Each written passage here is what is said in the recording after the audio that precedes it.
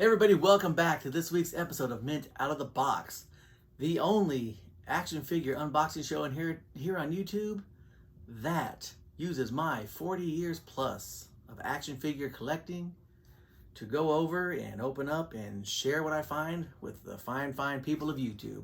I am your host, the Godfather of Toys, the J-Bomb, welcoming you back. Thanks for joining me.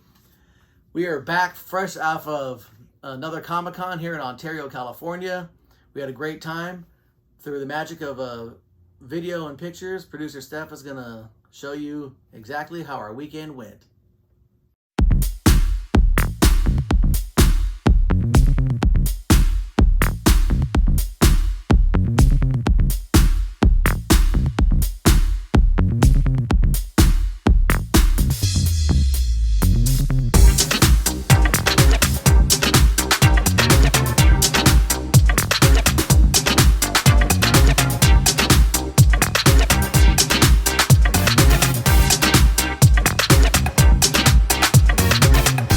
Favorite comic book?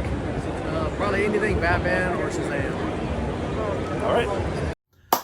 So that was our Comic-Con. We're a little disappointed because one of the people we went to see no-showed. But hey, that's the price you pay when you go to an event like that.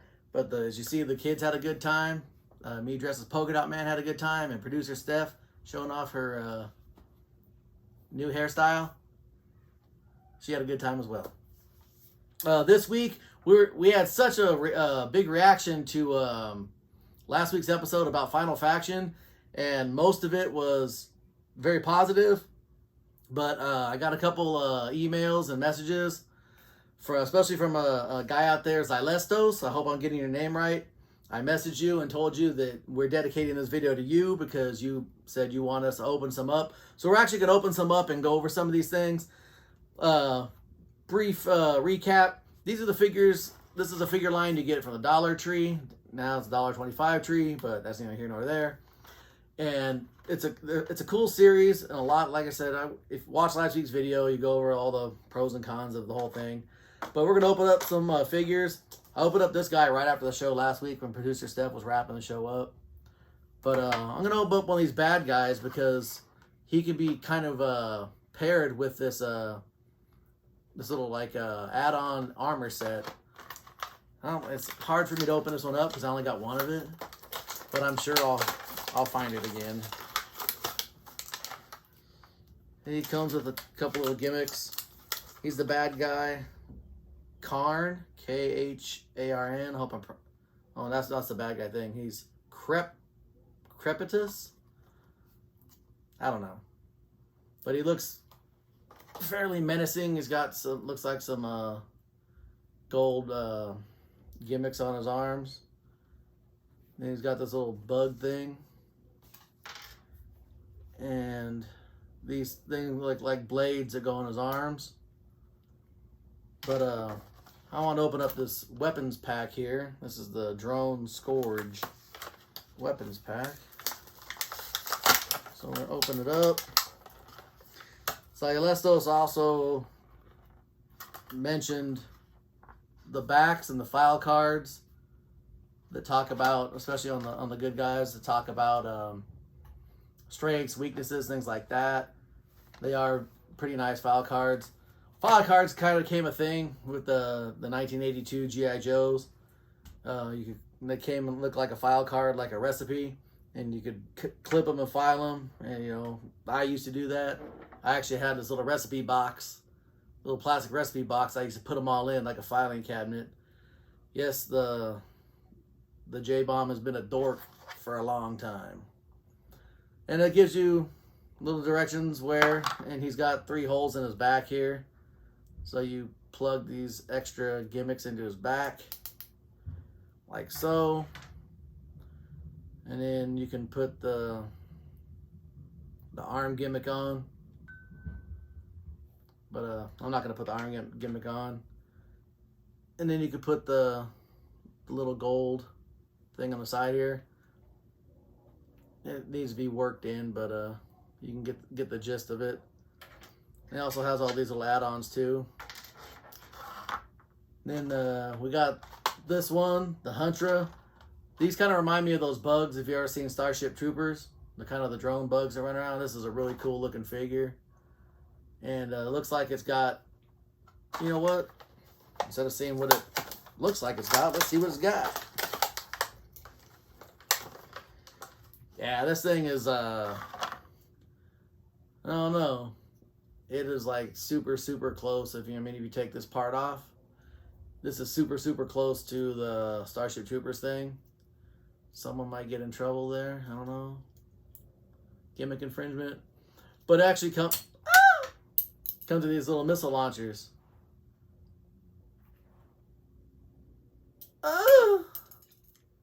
Sorry, Producer Steph. This time it didn't hit you in the face.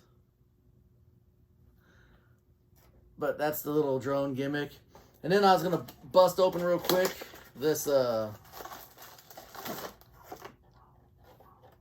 this is the little bad guy vehicle.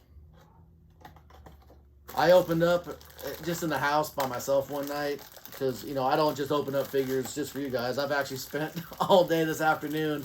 I must open up 25 figures from the big pile of figures I got back here because I'm trying to get them ready so when I move and set up the new shop. But, you know, like I said, it very basic. I mean, it's $1.25, and for, I mean, I don't know what you would be expecting or not expecting, but for $1.25, there's probably, yeah, there is. There's a what their kind of gimmick is. You buy this basic part, and then you buy the accessory parts to add on. So yes, it's $1.25, but then another $1.25, maybe another $1.25. So for $4 or $5, you actually get the whole vehicle. So like I said, this is the exoskeleton part here, and you put this little gimmick right here,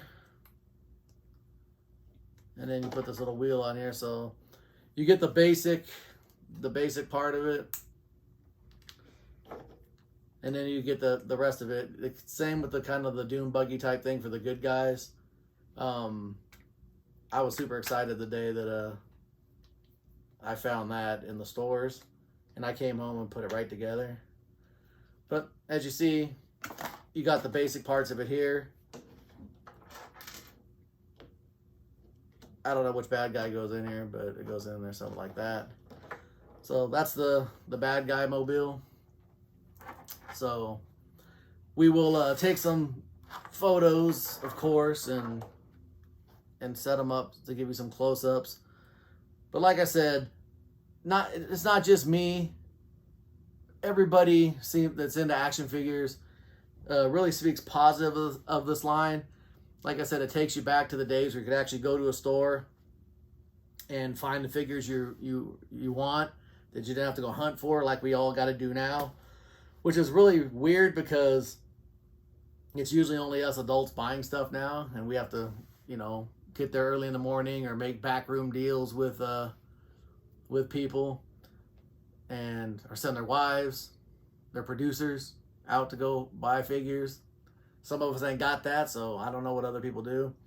But that reminds me, I've gotten several messages since I started doing this, and wonder why I have the nickname The Godfather of Toys.